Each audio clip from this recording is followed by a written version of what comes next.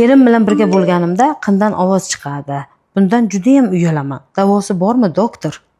Ha, albatta. Bu holat ham menga juda tanish, sababi juda ko'p ayollarim kelib menga aynan mana shu narsa haqida so'rashadi. Sababi buni ham xuddi shunaqa yuqorida aytib o'tganimdek, qin yo'llaridagi yoki bo'lmasa kichik chanoq mushaklarining zaifligi natijasida qin yo'llarida havo kirib chiqqanday yoki bo'lmasa aloqa paytida ovoz chiqqanday holatlar bo'ladi.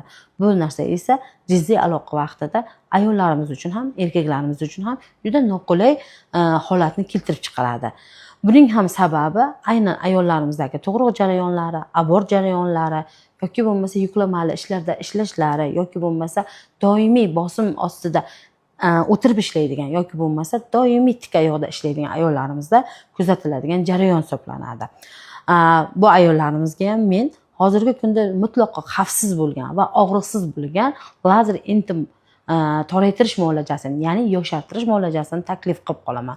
Sababi mana shu muolajani o'tkazganimizdan keyin zaiflashgan to'qimalar o'zini elastikligini tiklaydi va o'sha qindan havo chiqishi, ovoz chiqishi kabi ayoldagi nima deydi, shikoyatlarni yo'qolishiga olib keladi. 22-iyun sanasida Toshkent shahrida aynan mana shu shikoyatlar bo'yicha ayollarimizga qabul uyushtiryapman. O'rinlar soni cheklangan, o'z joyingizni band